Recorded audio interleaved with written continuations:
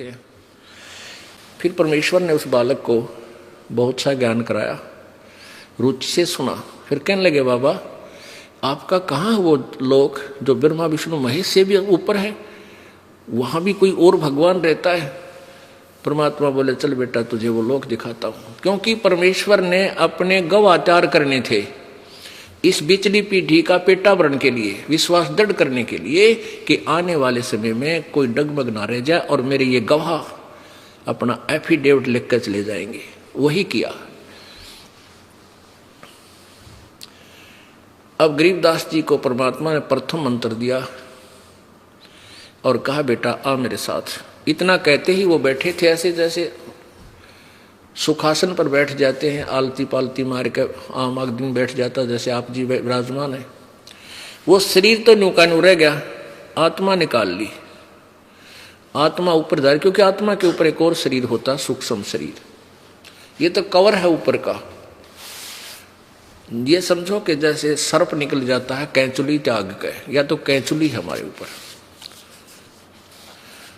तो ऊपर जाकर परमात्मा ने गरीबदास साहब जी को सब ब्रह्मांड दिखाए, ब्रह्मा विष्णु महेश के लोक दिखाए, और जहां जहां भी प्रभु गए सब ने नतमस्तक होकर उनके चरण लिए। धर्मराज के लोक में गए परमात्मा, धर्मराज ने भी खड़ा होकर के परमात्मा का सत्कार किया कबीर साहब का।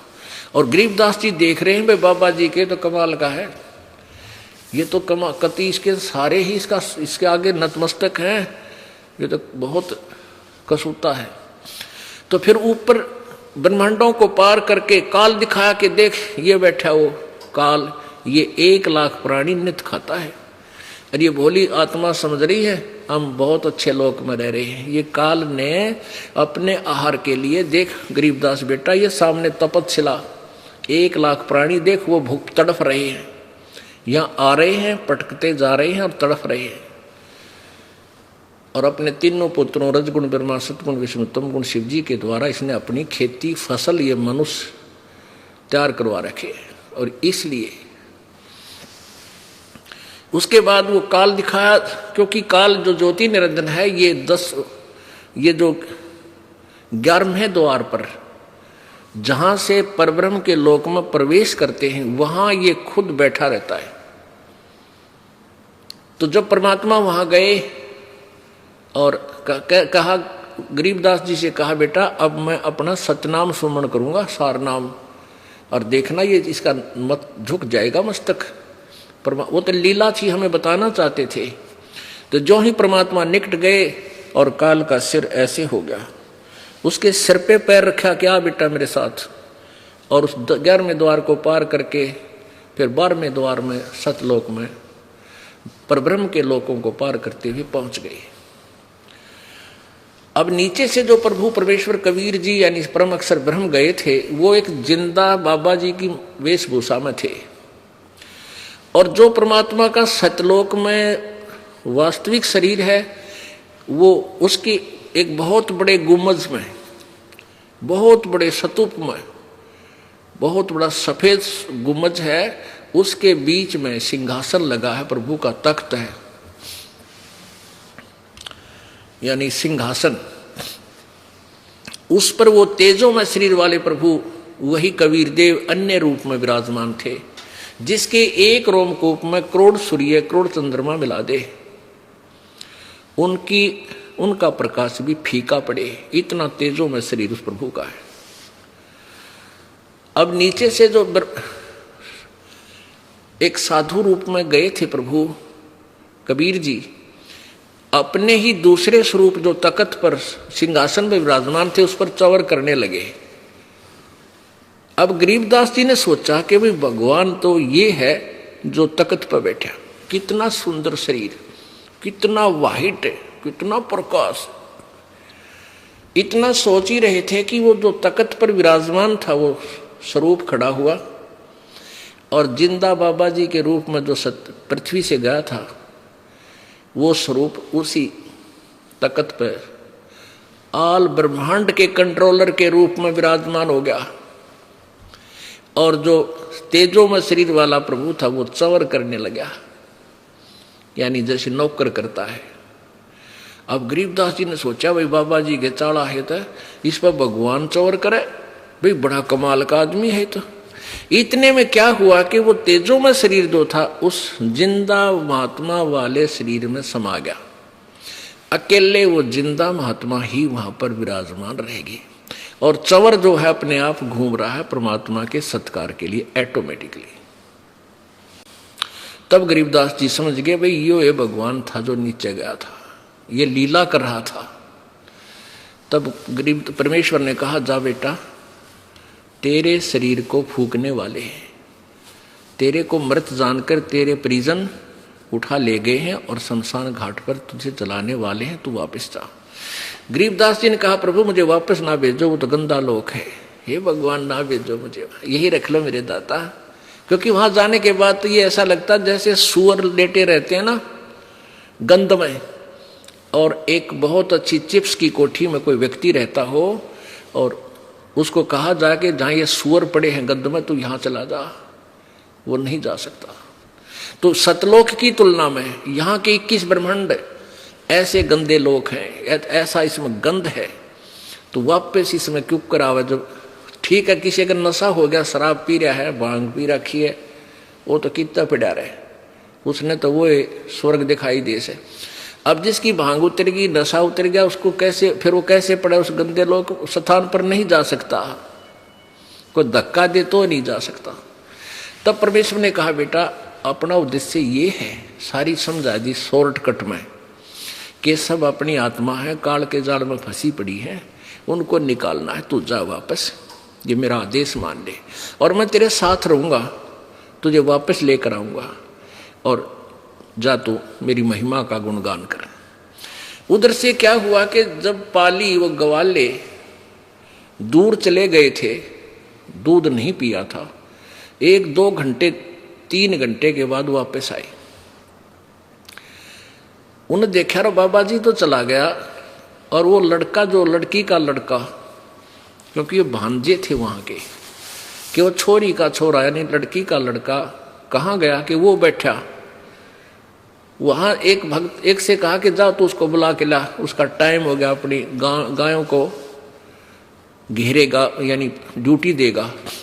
उसने आवाज लगाई कि एक गरीबदास नाम था परमेश्वर की प्यारी आत्मा का, लेकिन गांव वाले शॉर्टकट में बोला करें न, बोले ओ उसका गरीबू नाम दे रख रखा था, वैसे अपना जो एक न्यारा नाम होया करे गांव में, बोले ओ गरीबू खड़ा हो, आजा तेरी ड्यूटी आ गई, गाय घेर। अब वो गरीबदास जी तो जा रहे सतलोक में सैल सपट्टे को, और वहां तो शरीर ही था। आवाज लगाता लगाता वो गवाला वो व्यक्ति पकड़ के बच्चे जैसे शरीर को कहने लगा, वो भगत जी खड़ा हो, तेरी ड्यूटी आ गई। अब उसको ऐसे छेड़ा, वो न्यू का न्यू गिर गया, कि उसमें आत्मा थी नहीं, तो प्राण थे ही नहीं, खत्म हो चुका था। वो तो हक्का बक्का रहेगा। उसने आवाज लगाई कि आ जाओ, लड़का मर गया, लड़का मर गया। वो पाली आ गए, फिर गांव में भागे गए। गांव में जब पता चला, उनके माता पिता को इकलौता पुत्र था, 12 वर्ष में हुआ था, माता पिता भी बेहोश हो गए। पुत्र की इकलौते पुत्र की मृत्यु सुनकर हाहाकार मच गया। और छोटा सा गांव था, 30-40 घर थे उस समय, और सभी को शिहर उठे और भाग लिए उधर। तो 1.5 किलोमीटर दूरी पर, गांव से 1.5 किलोमीटर की दूरी पर वो पवित्र स्थल है जहां पर परमात्मा आए थे। आज भी वो यादगार उस गांव में बनी हुई है, सड़क के साथ में। ये दास आंखों देख रहा है, क्योंकि हम पहले वहीं छुड़ानी जाते थे, वहां हमारे गुरुदेव जाते थे। हम गरीबदास पंथ से ही अलग हुए हैं।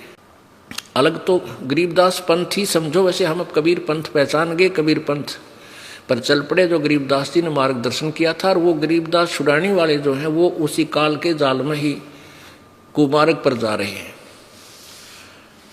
तो वहां आज भी वो यादगार विद्यमान है, और गांव का बच्चा बच्चा कहता है कि यहाँ कबीर जी आए थे, क्योंकि गरीबदास जी ने अपनी वाणी में प्रमाण दे रखा है। अलल पंख अनुराग है, सुन मंडल रे थीर, दास गरीब उधारिया, मोए सतगुरु मिले कबीर। तो गांव वाले सब जाकर के बच्चे का शव उठा लाए और शाम के समय 5-6 बजे 7-8 बजे उसने जलाने की चेष्टा करने लगे। चिता पर रख दिया, अग्नि लगाने की तैयारी। तभी परमात्मा ने वो आत्मा गरीबदास जी वाली परमेश्वर कबीर जी ने वापस शरीर में प्रवेश कर दी।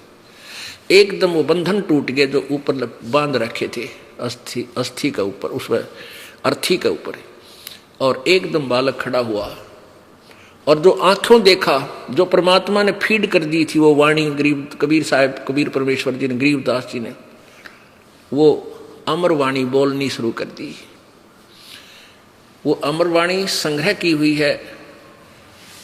आज ये दास आपको पढ़कर सुनाता है, उसी में से बहुत सी वाणी बार बार सुनाता रहते हैं। तो वो वाणी बोलनी शुरू कर दी और किसी से बात नहीं करे, उठ पड़ा, बच्चे को ले आए। अब सबको ये हो गया कि लड़का मेंटल हो गया, पागल हो गया, क्योंकि उसने बाबा जी के जादू जंत्र का दूध पी लिया, इसलिए इसके दिमाग में फर्क हो गया। बावड़ा कहने लग गया, पागल, बावड़िया गरीबदास जी को। फिर ये सोचा कि चलो बच्चा जीवित हो गया, माँ बाप इसने बच्चे के देख देख कर इसको अपना जीवन पूरा कर लेंगे, इसी के साथ अपने दिन तोड़ लेंगे, ये सोचकर सब अपना संतुष्ट हो गए। अब वो बोल रहे, वो अमरवाणी जो वेदों से भी पार की है, और वो बोला जो समाज समझे नहीं, वो पागल कहने लग गया उस परम पिता की प्यारी आत्मा को। अब वो बताने की चेष्टा कर रहे हैं कि कबीर परमात्मा है जो बनारस में दानक रूप में आया था, जुल्हा रूप में आया था। इस बात ने जाट समाज कदे भी ना माने, है झूठ बोल रहे, तो मैं पागल हो गया। दानक ना भगवान बताओ, जुल्हा कवि ने। अब परमेश्वर को पता था कि ये गरीबदास जी द्वारा मैं अपनी महिमा पुनर्लिपिबद्ध करवा दूं, इस बीचली पीढ़ी में यू एफिडेविट काम आएगा। अब क्या हुआ कि ऐसे 3 वर्ष बीत गए। गरीबदास जी मस्ती में ये शब्द बोलते हैं, वाणी बोलते हैं कि वो परमात्मा सतलोक में रहते हैं, वो पूर्ण ब्रह्म है। जाकू कहें कबीर जुलाहा, सब गति अगम, अगम अगाहा, वो जिसको तुम जुलाहा कहते हो वो पूर्ण परमात्मा है। अनंत कोट ब्रह्मंडे का एक रति नहीं भारे, सतगुरु पुरुष कबीर हैं ये कुल के सिरजनहार। अनंत कोट ब्रह्मंड का परमात्मा पर कहते हैं एक रति भी भार नहीं है उनको, वो इतने समर्थ, इतने शक्तिशाली हैं। और सतगुरु पुरुष कबीर है। अब देखो दोनों उपमा दी है गरीबदास साहिब ने। सतगुरु का अर्थ होता है तत्वदर्शी संत, जो यथार्थ ज्ञान प्रदान करे, वो सतगुरु की भूमिका भी उन्होंने की। और पुरुष माने परमात्मा, वो सारे ब्रह्मांडों का संचालक भी कबीर जी ही है। तो इस तरह वो वाणी बोलते रहे। धर्मराय दरबार में देई कबीर तलाक, मेरे भूले चूके हंस को तू पकड़िए मत कजाक।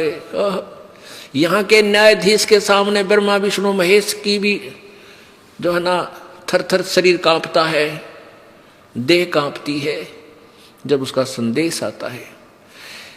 और वो न्यायाधीश 21 ब्रह्मांड का जो न्यायाधीश सबका अकाउंट रखता है, वो कबीर परमात्मा के सामने हाथ जोड़कर खड़ा हो गया जब गरीबदास जी साथ थे।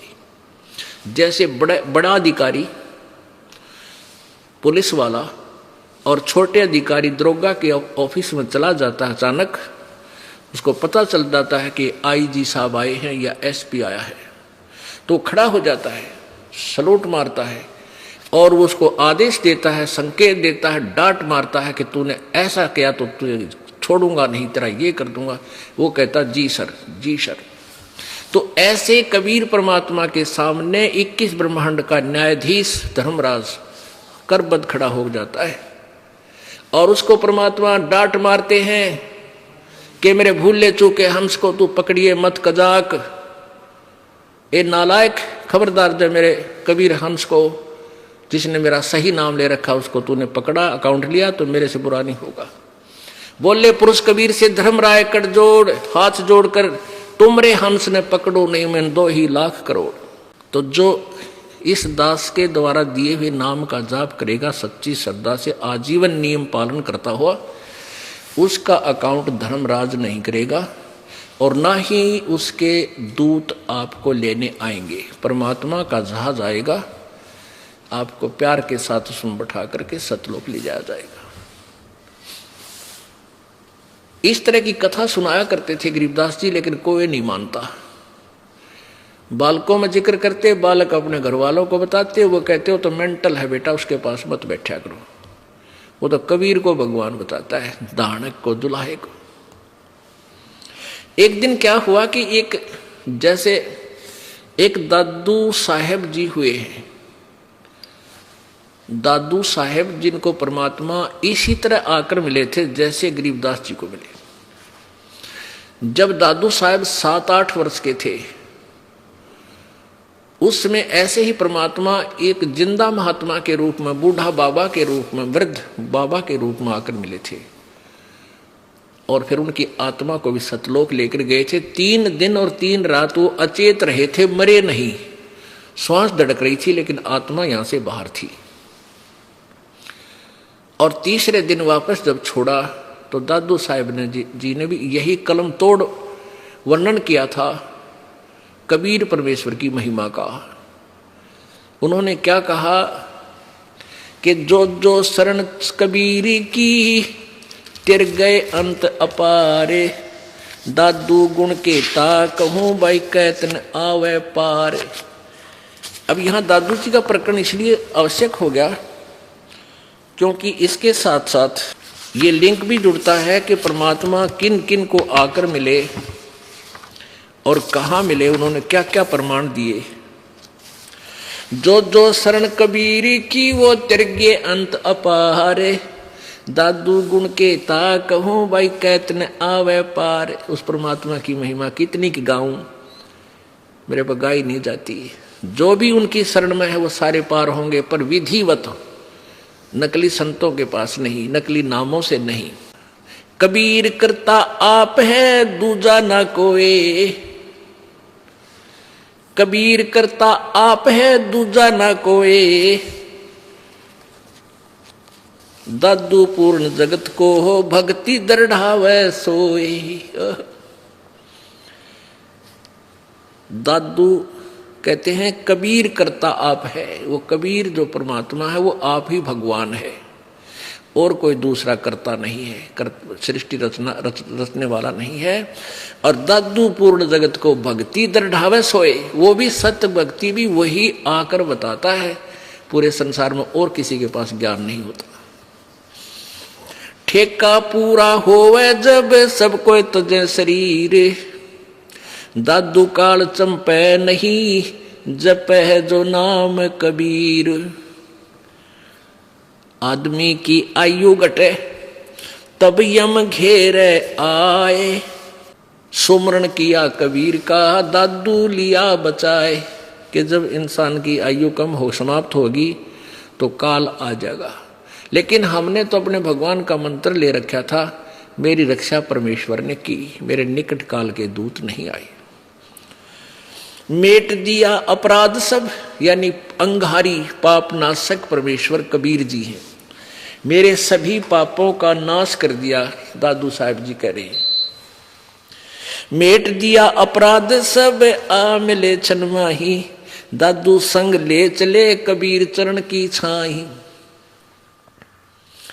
सेवक देव निज चरण का दादू अपना जाने, भृंगी सत कबीर ने कर लिया आप समान। दादू अंतर्गत सदा छिन छिन सुमरण ध्यान, वारू नाम कबीर पर पल पल मेरे प्राण। अब सुन सुन साख कबीर की, काल न्यवावे माथ, धन धन तीनों लोक में है दादू जोड़े हाथ। यानी क्या बता रहे हैं कि सुन सुन साख कबीर की, साख माने महिमा, उसकी लीला को सुन सुन के उसकी समर्थता के आगे, कबीर जी की शक्ति के सामने यो काल भी मस्तक नीचा कर लेता है। सुन सुन साख कबीर की, काल न्यवावे माथ, धन हो तीनों लोक में, दादू जोड़े हाथ। केरी नाम कबीर का, विषम काल गजराज, दादू भजन प्रताप से वो भाग गए सुनत आवाज। अब कैसी प्यारी तुलना की है दादू साहिब जी ने, कि जैसे हाथी जो होता है, हाथी, और हाथियों का राजा गजराज यानी हाथियों में सबसे तगड़ा, उसको तो समझ लो यो काल है 21 ब्रह्मांड में इतनी ताकत वाला। और परमेश्वर कबीर जी को समझ ले बब्बर शेर केरी। और बब्बर शेर जब धाड़ता है, कितना तगड़ा हाथी हो लीद कर देता है, इतना भयभीत हो जाता है। तो यहां क्या बताते हैं, केरी नाम कबीर का, और विषम काल गजराज, दादू भजन प्रताप ते वो भाग्य सुनत आवाज।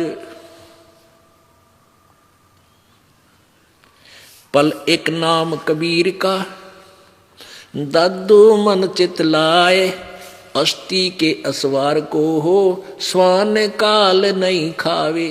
कितनी प्यारी व्याख्या की है कि जो परमेश्वर कबीर जी की शरण में आ गया, विधिवत उनके कृपा पात्र संत के माध्यम से उपदेश ले लिया, वो समझो हाथी पर बैठ गया।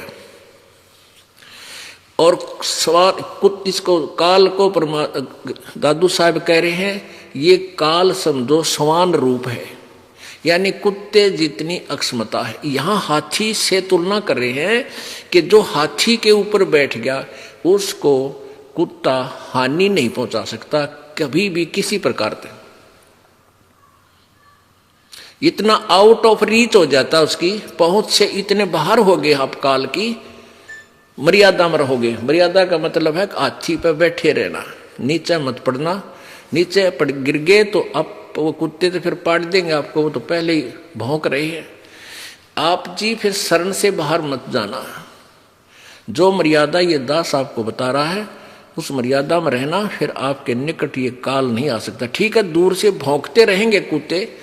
आपने देखा होगा गांव में जब हम देखा करते हाथी आ जाता, तो गांव की गली के कुत्ते सारे पीछे लाग लिया करते उसको, भौ भौ, और एक निकट नहीं आवे, 50 फुट दूर भौ भौ। उनको पता है कि एक सूंड मार दिया 10 मरोगे।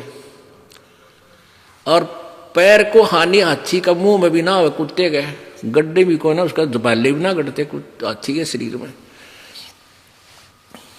तो यहां दादू साहब जी कितनी प्यारी व्याख्या करते हैं कि पल एक नाम कबीर का,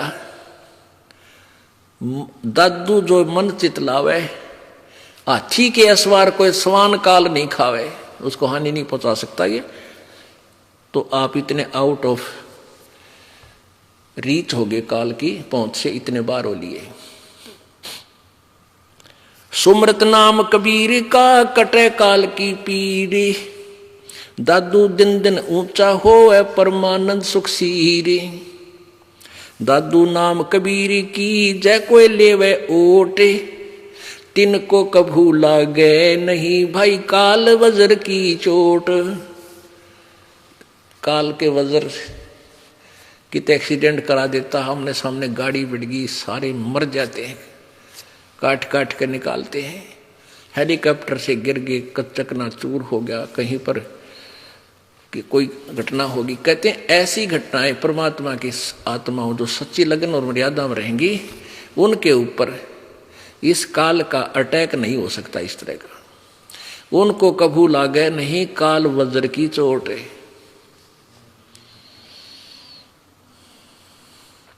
और संत सब कूपे हैं के तेजरिता नीर, दादू अगम अपारे है वो दरिया सत्य कबीर।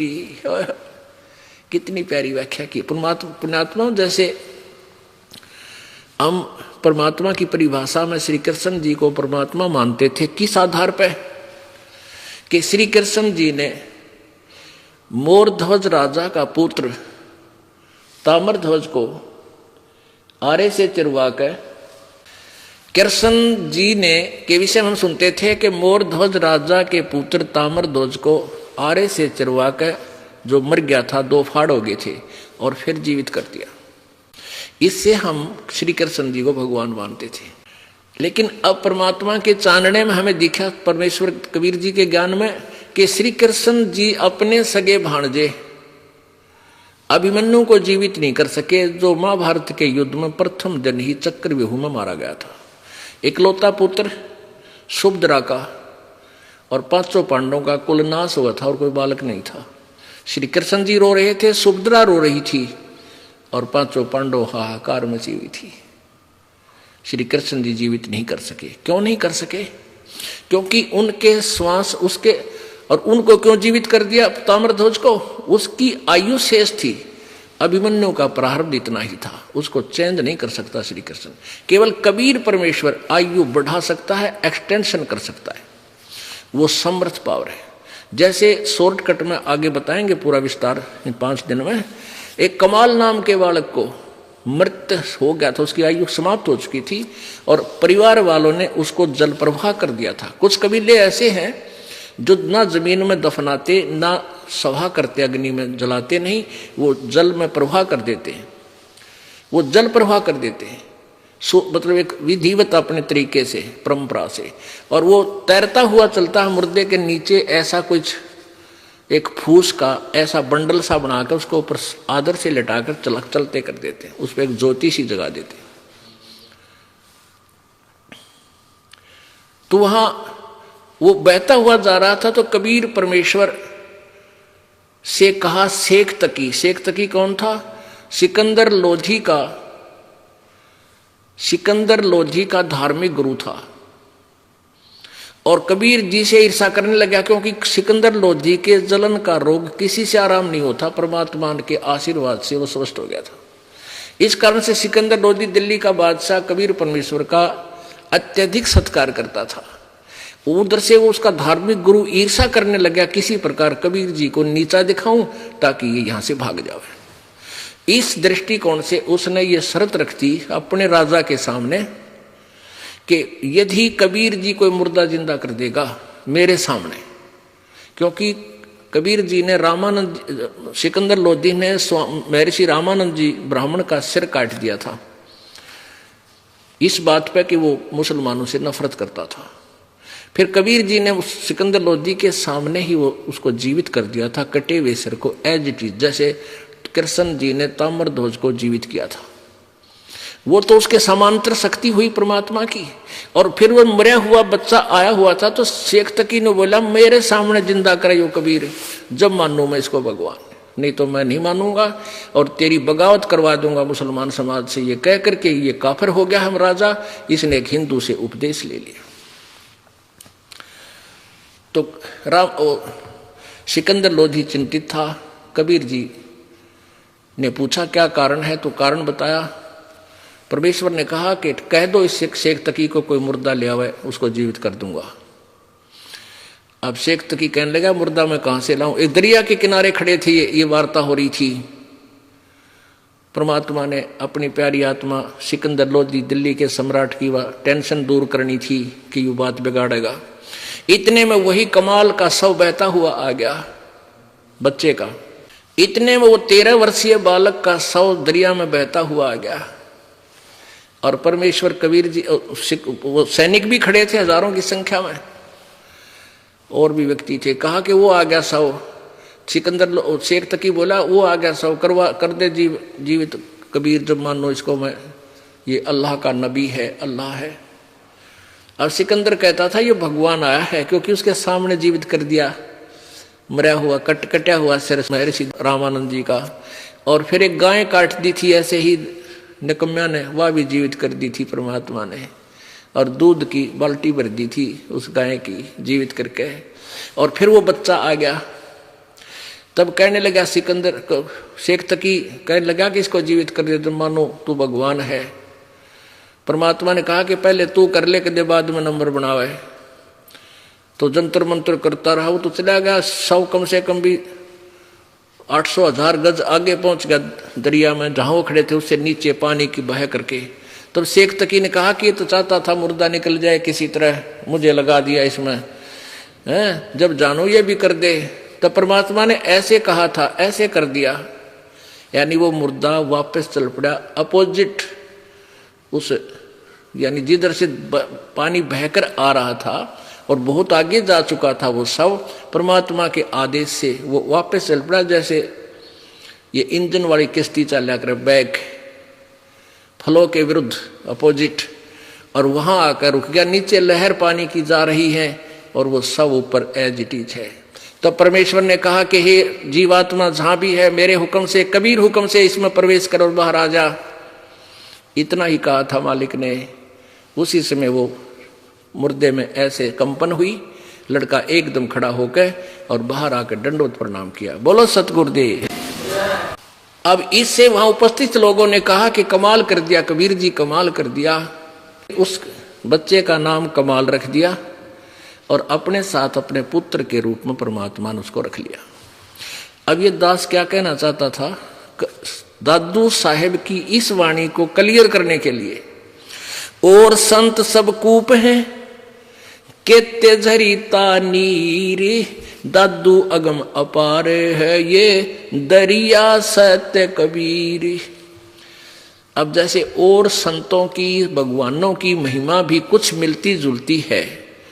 जैसे एक तो कुएं में जल है, कूप में, एक कोई झरना बह रहा है, झरीता नीर, वो सीमित होता है, वो सफिशिएंट नहीं होता।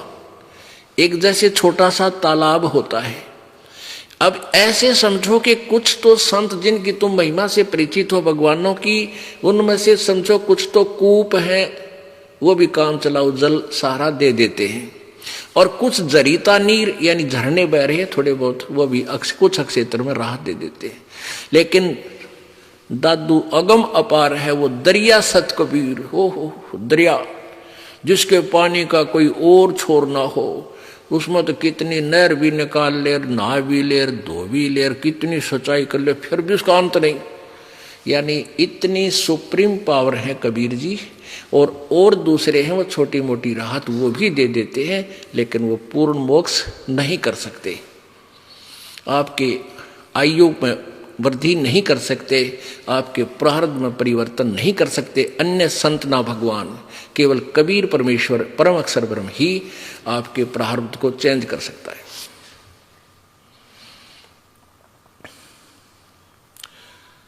अब पुण्यात्माओं, जब तक हमारे प्रारब्ध में परिवर्तन नहीं होगा तो हम सुखी क्यों कर होंगे। आपके कर्म में, प्रारब्ध में लिखा हुआ है कि आपकी टांग टूटेगी या आपकी मृत्यु होगी, किसी ने लिख रखा है जंत्री। ये जैसे ये पामिष्ट होते हैं, ये बहुत कुछ सच बता सकते हैं, लेकिन ये आपको राहत कुछ नहीं दे सकते। अब जैसे भोली आत्मा जाती हैं किसी ज्योतिषी के पास, वो उसकी जन्म पत्री देख जंतर मंत्र करके बता देगा तेरे को उस वर्ष में इतनी हानि होगी। अब वो हानि तो होगी ही होगी क्योंकि लिख रखी है, वो तो कोई भी पढ़ कर सुना दे, लेकिन उसमें वो परिवर्तन वो ज्योतिषी नहीं कर सकता, वो बता सके। जैसे किसी ने बता दिया तीसरे महीने में मार्च में तेरी टांग टूटेगी। अब वो तो 1 महीना पहले और चिंता पैदा कर दी उसने, और बचाव कुछ हो नहीं सकता, और वह टूट गई।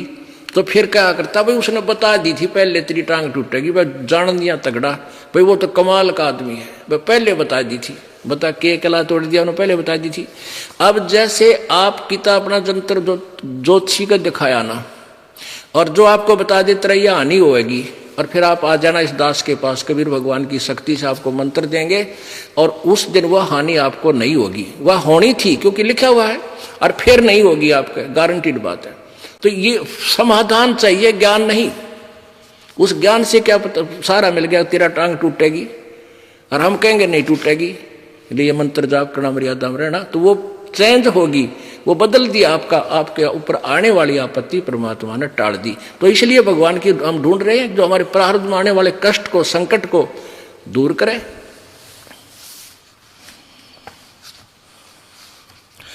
और संत सब कूप हैं केते झरीता नीरे, दादू अगम अपार है ये दरिया सत्य कबीर। दादू नाम कबीर का सुन के कापे काले, नाम भरोसे नर चले भाई हो न बाका बाले। नाम का भरोसा रहे।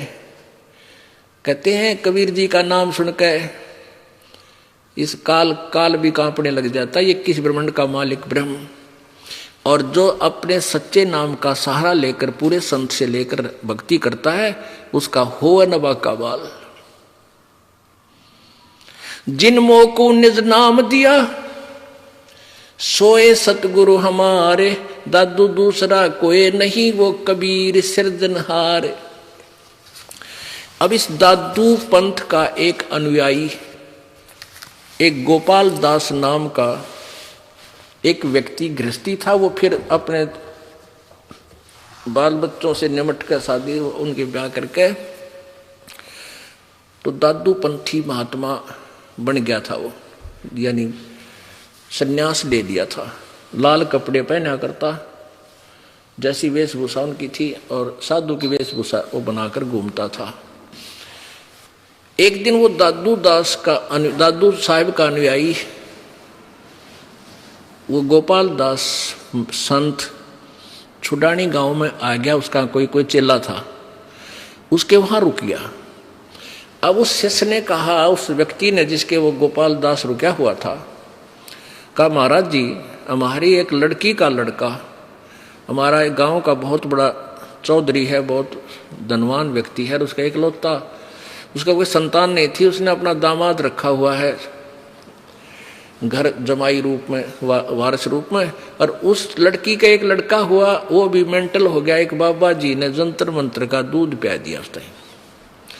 और संतों की विद्या को साधु ही काट सकते हैं, यदि आप कृपा कर दो हमारी लड़की का लड़का स्वस्थ हो जाए, आपका बड़ा एहसान होगा। अब वो दादू पंथी एक आधा कोई झाड़ा जुड़ा ला के भूत बात काट दिया करता। उसने सोची कोई साहब पाओगा इनके, कहने लगा भाई बुला ले। अब वो व्यक्ति गया, उस शिवलाल नाम था गरीबदास जी के नाना जी का, और कहा कि ऐसे ऐसे एक हमारे यहाँ संत आ रहे हैं और इस लड़की के लड़के को उसको दिखा देते हैं। वो कहे मैं ठीक कर दूंगा। तो 5-7 भक्त आदमी और वो लड़का गरीबदास जी और उनका नाना जी लेकर आ गए। तो वो जो दादू पंथी संत गोपाल दास था वो 65 वर्ष की उम्र का, और साहेब गरीबदास जी 13 वर्ष की आयु के बालक। उस बालक से पूछा, उस दादू पंथी संत ने कहा कि बेटा वो कौन था जो तुझे एक जादू जंत्र का दूध पिला गया? अब वो तो परमात्मा की चेतना से, परमात्मा से परिचित होने के बाद उनका अंतःकरण खुल गया था, दिव्य दृष्टि खुली थी। वो जान के गरीबदास जी के दादू पंथी संत है। तो क्या कहा परमेश्वर की वाणी, जो कबीर परमेश्वर ने उनमें ज्ञान फीड किया था, उसके आधार से क्या बोले? गरीबदास जी ने कहा, हम सुल्तानी नानक तारे दादू को उपदेश दिया, जाति जुलाहा भेद न पाया वो काशी माहे कबीर हुआ। अब जो कारण तरले भाषण का मारी, वो दादू जी के जो अनुयायी था उसको बता दिया कि हम सभी, यानी मैं गरीबदास और अब्राहिम सुल्तान अधम, वो मुसलमान धर्म में उत्पन्न, और नानक जी जो सिख धर्म का प्रवर्तक, और दादू जी, इन सभी को जिसने पार किया वो जाति जुलाहा भेद नहीं पाया, काशी माहे कबीर हुआ। हम सुल्तानी नानक तारे दादू को उपदेश दिया, जात जुलाहा भेद न पाया वो काशी माहे कबीर हुआ। वो कबीर काशी वाला दोबारा आकर मुझे प्रकट हुआ, सतलोक से चलकर आए। क्योंकि सन 1518 में परमेश्वर मगहर से सहस्री चले गए थे, 1518 में, और गरीबदास जी को आकर मिले वो 1727 में, 199 वर्ष बाद, यानी मगहर से सहस्री जाने के सतलोक से वापस 199 वर्ष बाद फिर आए, 200 वर्ष बाद समझ लो। सन यानी एक सन 1717 और सन 1518, ये फिर 27 यानी 210 वर्ष 209 वर्ष समझ लो। तो वो परमात्मा फिर आए तो कहते हैं हम सुल्तानी नानक तारे और दादू को उपदेश दिया, नाम जात जुलाहा वो दानक है, कबीर काशी माए कबीर, जात जुलाहा उसका भेद नहीं पाया, वो काशी माए कबीर वो परमात्मा मिले थे मुझे आके। अब कबीर परमेश्वर की महिमा दादू पंथ, दादू साहब के ग्रंथ में भी कलम तोड़ लिखी हुई है, इसको वो दादू पंथी भी पढ़ रहा था। अब इस तरह काफी परमात्मा फिर तो गरीबदास जी लगे रहे, वह वाणी सुनाते रहे, गैबी ख्याल विशाल सतगुरु अचल दिगंबर थीर है, भक्ति हेत काया धराए वो अवगत सत कबीर है। वो सारी कथा सुनाई परमात्मा की महिमा की, जैसे हम ब्रह्म वेदी में सुनते हैं गाते हैं।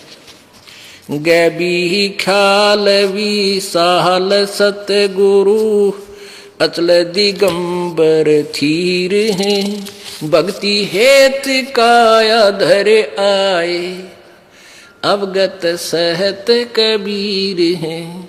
नानक दादू अगम अगाधू तेरी जहाज खेवट सही, सुख सागर के हंस आए भक्ति ही रंबरे उर्धरी।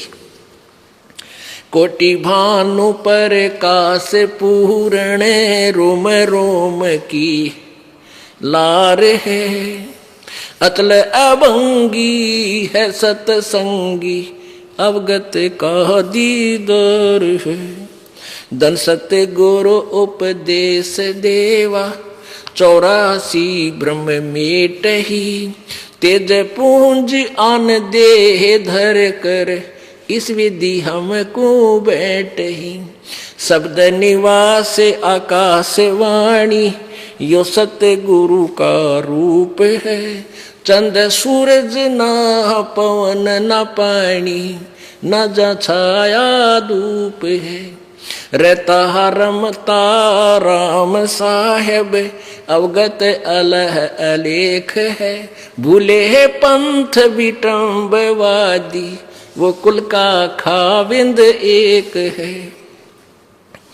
रोम रोम में जाप जप ले अष्ट कमल दल मेल है, सुरत नरत को कमल पठावो जहाँ दीपक बिन तेल है। हरदम खोज है नोज हाजर त्रिवेणी के तीर हैं, दास गरीब तबीब सतगुरु बंदी छोड़ कबीर हैं। हरदम खोज है नोज हाजर त्रिवेणी के तीर हैं, दास गरीब तबीब सतगुरु बंदी छोड़ कबीर हैं। अब यह वाणी जो बोली उस दादूपंथी संत के कलेजे में जख्म हो गया। कोई हो तो वो कहने लगा, रे गांव वालों यो लड़का पागल को ना तुम पागल हो भाई। ये तो वो अमर वाणी बोल रहा है भक्तों, इसको सुनकर तो जीव का वही कल्याण हो जाए। तो उसने एक 65 साल का वृद्ध और एक 13 वर्ष के बालक के सामने हाथ जोड़ कर न्यू बोले, ए महाराज जी यह अमृत वाणी लिखवा दे मेरे को। ये तो बहुत प्यारी और बहुत ऑथेंटिक वाणी है। और कहने लगे, रे इसने तो भगवान मिले भाई, ये तो परमात्मा परिचित है, परमात्मा का प्रत्यक्ष दृष्टा संत है, तुम इसको बावड़ा मत कहो। तो गरीबदास बालक तो चल पड़े आगे आगे, बाबा जी का दिमाग सेंटर में लाना है। वो बालक वो क्योंकि जो ग्राहक होते हैं वही पहचानते हैं इस सौदे को, वही करते हैं। उसने ना देखा तो बाबा जी हर लोग नो कहेंगे तू किस बालक के पीछे चाल पड़ा, तू तो फिर नल है। तो जिन्हें भगवान चाहिए वो मान बुराई नहीं करते, वो अपना कल्याण चाहते हैं। चाहे किसी से मिल जाओ उसकी अपने रोग कटन की, उसी से ले ले। पीछे पीछे हो लिया, हाथ जोड़ के कहने लगे महाराज दया करते हो, कलयुग में उद्धार होगा बहुत से प्राणियों का। तीसरे दिन जब देख लिया कि बाबा जी कति सेट हो रहा है, आखिर तक लिख लेगा, तब वो कहने लगे गोपाल दास सुन ले, अगर सारी वाणी लिखे तो लिखवाऊं, कदे बीच में भाग जा, अगर नहीं सारी लिख लूंगा। क्योंकि वो लाला जी के घर का जन्म था गोपाल दास का, और वो पढ़ रहे थे अपनी, वो शिक्षा थी थोड़ी बहुत उसको, हिंदी भाषा या कुछ फारसी फुरसी में लिख लेता वो। तो कहते हैं गरीबदास साहिब जी का एक बेरी का बाग था, उसमें एक जंडी का पेड़ था, उस जंडी के पेड़ की छाया में बैठ जाते क्योंकि, और फिर लिखना शुरू कर देते। कहते 3 वर्ष तक ना 6 महीने तक, 6 महीने तक दादू वो गरीबदास जी बोलिया करते और दादू साहब लिखा करते। और दाद लिखवाते समय कह रहे हैं ये वाणी यहाँ की नहीं है, 80 अरब कोस समाधि मार्ग से बात कह रहा हूं कि मैं यहां से सहज समाधि से ऊपर का देख रहा हूं, आंखें खोल रहे और बोल रहा है और मैं लिखवा रहा हूं। वही आंखों देखा हाल जो परमात्मा से परिचित हुए थे गरीबदास जी, उन्होंने अपनी आंखों देखा हाल अपनी अमृत वाणी में लिपिबद्ध करवाया।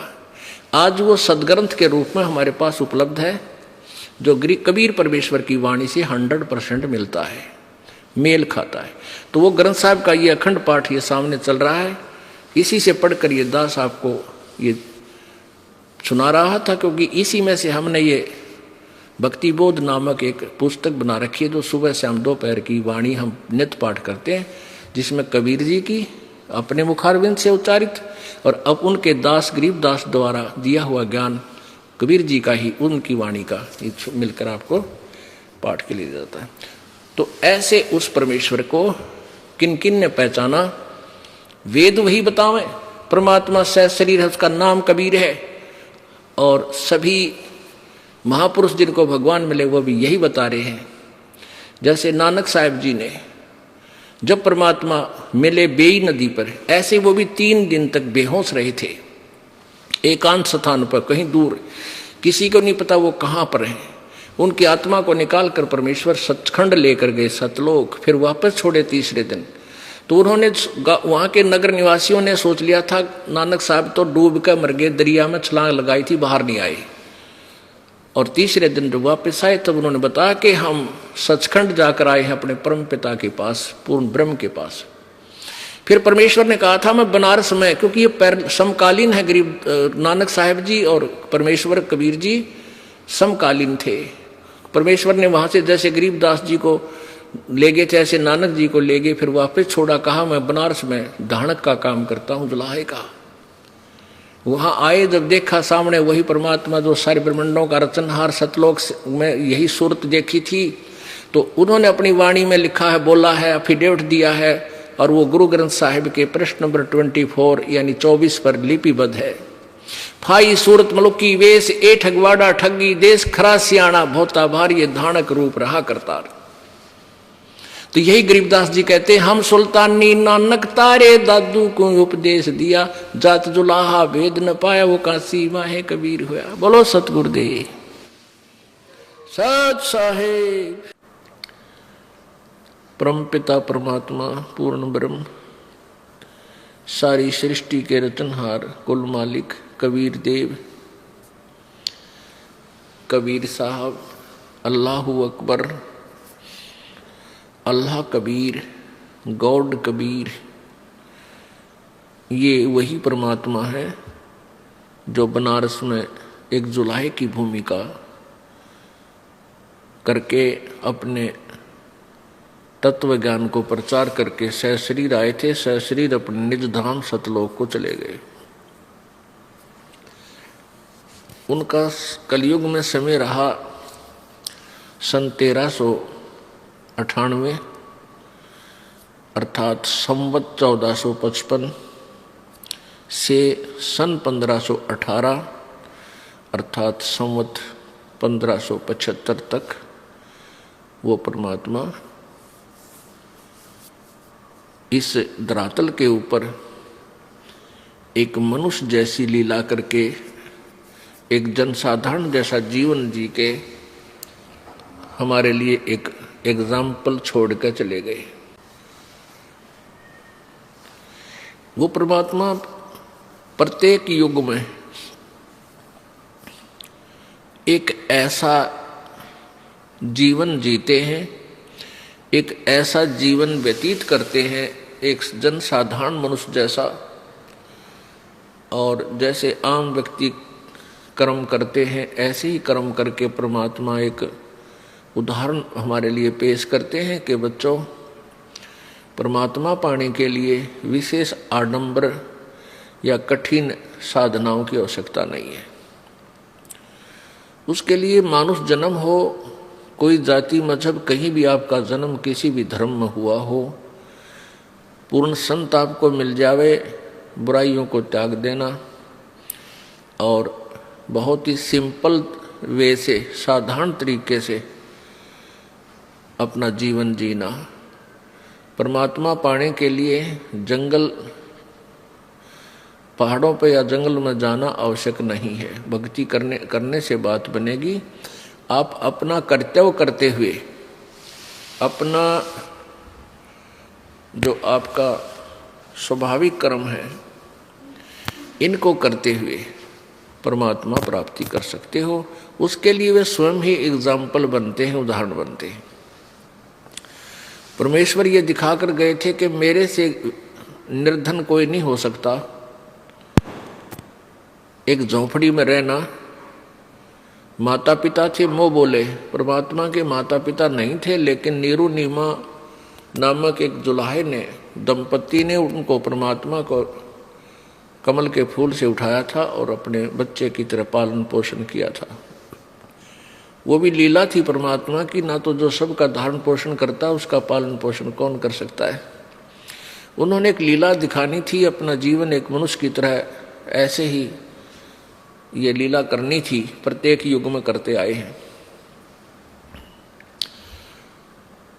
उसमें अपने दो मुंह बोले माता पिता, दो बच्चे थे जो मुर्दे जीवित किए थे। लड़के का नाम कमाल, लड़की का नाम कमाली था। और जैसे एक व्यक्ति अपने परिवार का पोषण करता है अपना कर्तव्य कर्म करके, तो जुलाहे का कर्तव्य कर्म करते हुए परमात्मा ने यह उदाहरण दिया था कि तुम विश्वास रखो मालिक पे, यहाँ घना जोड़ा तोड़ी के चक्कर में मत पड़ो, ज़्यादा संपत्ति और ज़्यादा संग्रह करने के चक्कर में मत पड़ो, ये काल का जाल है। केवल इतना ही करो जितना आपको आवश्यकता है, बाकी समय मालिक के चरणों में ध्यान रखो। परमेश्वर जी क्या करते थे, कपड़ा बुनते थे और उसको फिर उसकी जो कमाई आती थी कपड़ा बुनने की मजदूरी, उसमें से जो उनके आवश्यक आइटम की आवश्यकता होती थी घर पर खाने पीने के लिए, वो ले आते थे और फिर पैसा बच जाता था उसको धर्म में लगा देते थे, अब भंडारे कर देते थे, भोजन भंडारे कर देते थे, वो संग्रह नहीं करते थे। पुण्यात्माओं हमें उदाहरण देते हैं, परमात्मा संकेत देते हैं, पर हम बालक हैं। हम काल प्रेरणा में आकर के काल के ही भाव में बहे रहते हैं। हम परमात्मा की वाणी पर विश्वास कम करते हैं। परमेश्वर कहते हैं कबीर जी कि कह कबीर सुनो विषादो, मैं तो हूँ विश्वास में। यदि तुम विश्वास करोगे कि मैं परमात्मा हूँ, मैं भगवान हूँ, सब कुछ कर सकता हूँ, तो मैं तुम्हें पूर्ण लाभ दूंगा। और तुम इतना विश्वास नहीं कर पाओगे तो तुम्हें वर्क डन ही मिलेगा। परमेश्वर हमें क्या उदाहरण देते हैं कि इतना मांगो भगवान से कि साईं इतना दीजिए जामे कुटुंब समावे, हम भी भूखे ना रहे अतिथि ना भूखा जावे। केवल इतनी ही डिमांड बहुत घनी हो जाती है। अब यहां देख लो आप, ये बड़े बड़े सेठ साहूकार व्यक्ति, बहुत से उदाहरण हमारे सामने हमारे जीवन में घटित हो चुके हैं। एक अरबपति व्यक्ति सारा जीवन संपत्ति जोड़ने में, फैक्ट्री लाने में व्यतीत किया और ठीक है, साधना पूजा पाठ भी सभी करते हैं, सभी करते हैं, जो पुण्यात्माएं हैं वो सभी कोई न कोई साधना भी करते हैं, लेकिन वो साधना शास्त्र विरुद्ध होने से, शास्त्र विधि को त्याग के मनमाना आचरण होने से वो यूजलेस, वह व्यर्थ होती है। जैसे प्रमाण है पवित्र गीता जी अध्याय नंबर 16 के श्लोक 23 में कि शास्त्र विधि को त्याग कर जो मनमाना आचरण करते हैं, अपनी मर्जी से पूजाएं मंत्र जाप आदि करते हैं, उनको न तो कोई सुख होता है, न उनकी कोई सिद्धि प्राप्त होती है, न ही उनकी गति होती है, अर्थात व्यर्थ। तो वो सेठ लोग भी पूजाएं करते हैं, साथ में जैसे भी उनको किसी गुरु ने मार्गदर्शन किया हुआ है या देखा देखी, तो वो साधना तो वैसे व्यर्थ, उसका कोई यूज नहीं, कोई लाभ नहीं होता। और जिस धन के लिए वो रात पड़ा ना दिन पड़ा, ना जाने कितने खोटे कर्म किए, पाप किए, वो धन साथ नहीं गया। एक्सीडेंट दुर्घटना में मर गए, कोई तो हेलीकॉप्टर में मर जाता है, कोई कार दुर्घटना में, कोई ट्रेन एक्सीडेंट में, और वो पाप रह गए इकट्ठे, धन यही रह गया, वो पाप साथ ले गया। उन पापों के आधार से फिर हो सकता है उसका जन्म गधे कुत्ते का बनेगा ही बनेगा, ये तो बट नेचुरल है। फिर जिन कोठी और फैक्ट्रियों को अपनी कहा करता था, अब उसमें कोई भी उसको प्रवेश नहीं करने देगा, उसका लठ मारेंगे। तो पुण्यात्मा परमात्मा हमें बताने आए थे कि तुम मनुष्य जीवन आप जी को मिला है परमात्मा प्राप्ति के लिए, और इसका कोई यूज नहीं।